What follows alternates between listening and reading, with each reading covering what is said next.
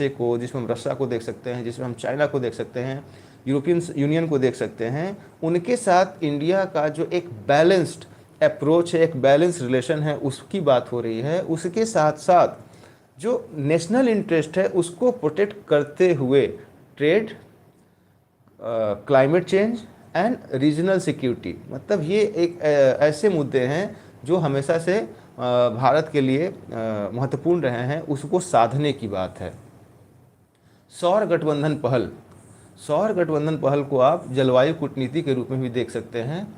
तो जलवायु कूटनीति की जब बात हो रही है तो 2015 में पेरिस जलवायु शिखर सम्मेलन के दौरान फ्रांस के सहयोग से प्रधानमंत्री नरेंद्र मोदी द्वारा शुरू किया गया था।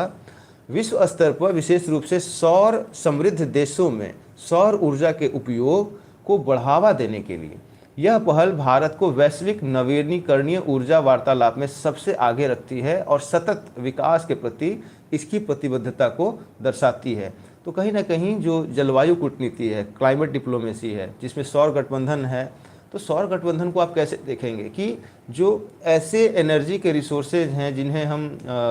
फिर से नहीं कर सकते हैं, तो कहीं ना कहीं जो न्यू अल्टरनेटिव्स हैं एनर्जी रिसोर्सेज में, उसमें आप सोलर एनर्जी बड़ा ही इम्पोर्टेंट है। इसके साथ ही साथ जो सस्टेनेबल डेवलपमेंट का एक कंसेप्ट है, उसके प्रति जो भारत की निष्ठा है उसको ये कहीं ना कहीं और बल देता है। वैक्सीन कूटनीति, वैक्सीन कूटनीति की बात होती है तो इसे मैत्री इनिशिएटिव या मैत्री पहल के रूप में भी देखते हैं। और हम सभी जानते हैं कि यह एक बड़े ही ऐसे दौर में आया था जब पूरा जो विश्व है वह एक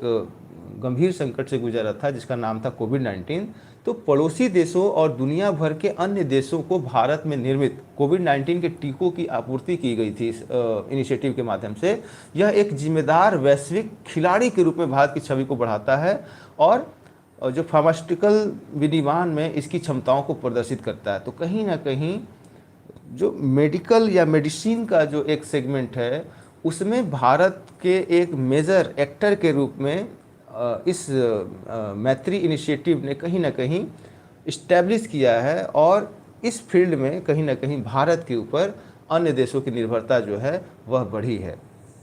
इसके अलावा अगर मध्य एशिया नीति के जो पॉलिसीज़ हैं जिसमें ये बात होती है कि कैसे हम ऐड ऑन कर सकते हैं, कैसे उनके साथ हम जुड़ सकते हैं, connecting with the central Asia जो है, तो मध्य एशियाई देशों के साथ जुड़ाव को बढ़ाना, इसमें आंशिक रूप से क्षेत्र में चीनी प्रभाव के प्रति संतुलन के रूप में व्यापार, ऊर्जा साझेदारी और रणनीतिक संबंधों को मजबूत करना शामिल है। शंघाई सहयोग संगठन और द्विपक्षीय जुड़ाव जैसे बहुपक्षीय मंचों का उपयोग करना है। तो मध्य एशिया के साथ जो जुड़ने की नीति है, जो कनेक्टिंग की नीति है, उसके दो अलग अलग प्रतिमान हमारे सामने हैं। पहला तो ये है कि एक तरफ जो हम जो चीन का प्रभाव है, जो चीन का इम्पैक्ट है, उसको कहीं ना कहीं कम करने की कोशिश करें। कैसे कम करेंगे? उसके लिए ट्रेड, एनर्जी पार्टनरशिप और जो स्ट्रेटेजिक रिलेशन है उसको, और उसी के साथ साथ जो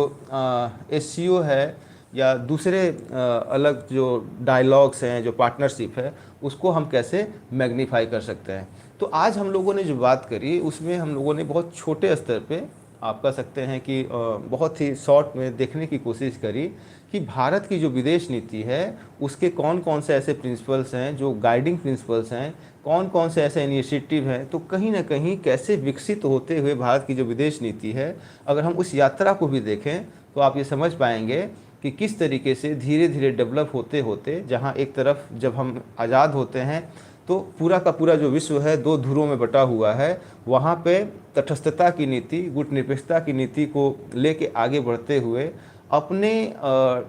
नेशनल इंटरेस्ट को प्रोटेक्ट करते हुए टाइम एंड स्पेस में, कॉन्टेक्स्ट में जो बदलाव होते गए हैं, जो आर्थिक परिवर्तन है, जो राजनीतिक परिवर्तन है ग्लोबल स्टैंडर्ड्स में, उसके अकॉर्डिंग किस तरीके से भारतीय विदेश नीति ने अपने आप को उसके साथ तालमेल बैठाते हुए अपने राष्ट्रीय हितों के संवर्धन के लिए समय समय पे जो नीतियां अपनाई हैं, समय समय पे जो सिद्धांत दिए हैं, उसने कहीं ना कहीं भारतीय विदेश नीति को अक्षुण्ण बनाए रखा है। और आज स्थिति ये है कि भारत एक मल्टीपोलर वर्ल्ड में one of the important major actor के रूप में अपने आप को